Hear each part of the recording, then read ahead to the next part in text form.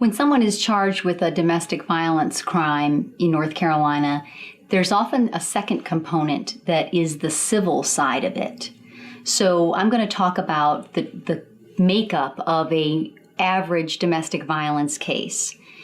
If someone is claiming that they were assaulted, it's a female who's claiming she was assaulted by a male, that male can be charged with assault on a female. That's a criminal charge. Often what happens is that female, that alleged victim, seeks a protective order. So there's a civil component to the charge.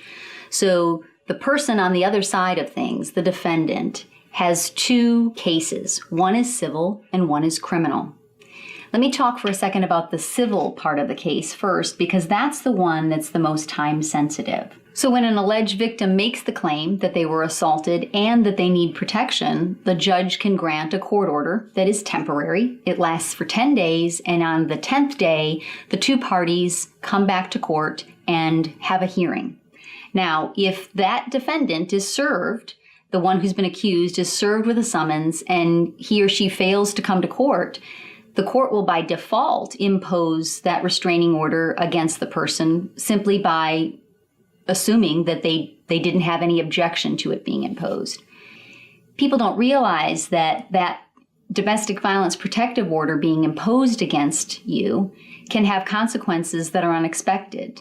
Sometimes employers will terminate someone because they've got a domestic violence protective order, or it can affect a credit report, rental eligibility, all sorts of things. So though unlike a criminal conviction, it doesn't add to what we describe as in a background check your criminal history, it can and often does come into play in making an imprint on the records in your life.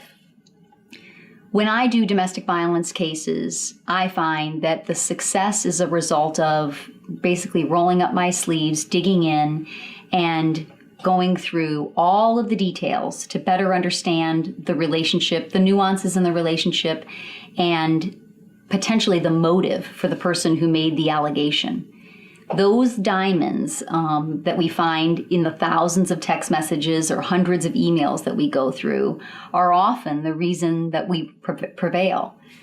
In domestic violence cases, I expect a lot out of my clients. I need for them to be shoulder to shoulder with me, as invested as I am, to provide me with the details that I need in my arsenal so that we can win the case. When we face the court later down the line in the criminal case, we often use what we learned in the civil side of things, in that civil domestic violence protective order hearing in the criminal case. So what we garner in that first phase, we then use in the second phase. So even though it may be overwhelming to have both a criminal charge and to be served a summons on a lawsuit effectively, in the end, the two together allow for us to build a defense when it comes to the criminal case that is far stronger than we would if we didn't have that hearing that was so time sensitive and happened early on.